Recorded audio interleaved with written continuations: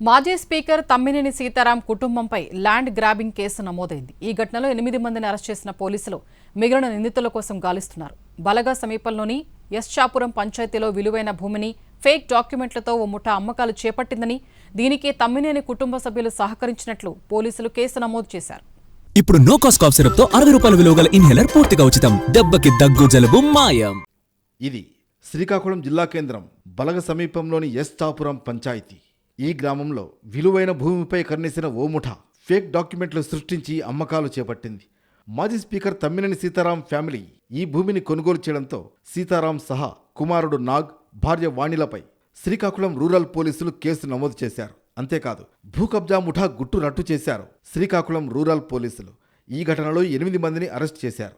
మిగిలిన నిందితులను చట్ట ప్రకారం అరెస్టు చేస్తామని జిల్లా ఎస్పీ కెవి మహేశ్వరరెడ్డి తెలిపారు. సుమారు 3 నుంచి 4 కోట్ల రూపాయల విలువైన భూమి కబ్జా యత్నం చేశారని, భూ యజమాని ఉండగానే నకిలీ మరణ ధృవీకరణ పత్రాలు, వారసత్వ ధృవీకరణ పత్రాలతో మోసానికి ప్రయత్నించారని పోలీసులు తెలిపారు. భూమి యజమాని అందవరపు గోవిందరాజుల పేరుతో 900 గజాల స్థలం ఉంది. దీంతో గోవిందరాజులు బ్రతికి ఉండగానే నకిలీ మరణ ధృవీకరణ పత్రాలు సృష్టించారు. గోవిందరాజుల కుమార్తె అడబాల రజని ఒడిశాలో ఉంటుంది. ఆధార్ కార్డులో పేరు సరితూగడంతో ఆమెకు డబ్బులు ఆశ చూపి ప్రధాన నిందితుడైన తెలుగు సతీష్ కుమార్ కథ నడిపినట్లు తెలుస్తోంది. పోలీసుల్ని ఆశ్రయించిన గోవిందరాజులు అల్లుడు కనకలింగేశ్వరరావు అసలు పత్రాలు చూపించి కేసు పెట్టడంతో దర్యాప్తు నడుస్తోంది. తప్పుడు పత్రాలు సమర్పించి ఆమదాల వలస సబ్ రిజిస్ట్రార్ కార్యాలయంలో రిజిస్ట్రేషన్ చేసినట్లు గుర్తించడంతో అప్పటి సబ్ రిజిస్ట్రార్ బొడ్డేపల్లి అరుణపైన కూడా పోలీసులు కేసు నమోదు చేశారు. శ్రీకాకుళం రూరల్ పోలీస్ స్టేషన్ పరిధిలో తమ భూమిని అక్రమంగా స్వాధీనం చేసుకునేందుకు ప్రయత్నించారని పోలీసులకు ఫిర్యాదు అందింది.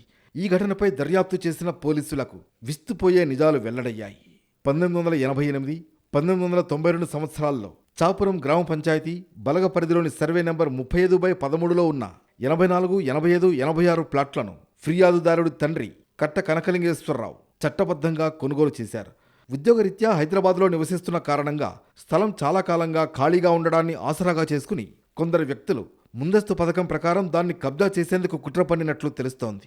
అసలు యజమాని జీవించి ఉన్నప్పటికీ మరణించినట్లు నకిలీ మరణ ధృవీకరణ పత్రాన్ని సృష్టించి దాని ఆధారంగా నకిలీ కుటుంబ సభ్యులు ధృవీకరణ పత్రం తయారు చేసినట్లు పోలీస్ దర్యాప్తులో వెల్లడైంది. తప్పుడు రిజిస్ట్రేషన్ పత్రాలను రూపొందించి కోట్ల రూపాయల విలువైన భూమిపై యాజమాన్య హక్కు చెలాయించేందుకు ప్రయత్నించినట్లు పోలీసులు తెలిపారు. స్థలానికి ప్రహరీ నిర్మించే ప్రయత్నాన్ని అసలు యజమాని కుటుంబ సభ్యులు అడ్డుకోవడంతో వారు పోలీసులను ఆశ్రయించారు.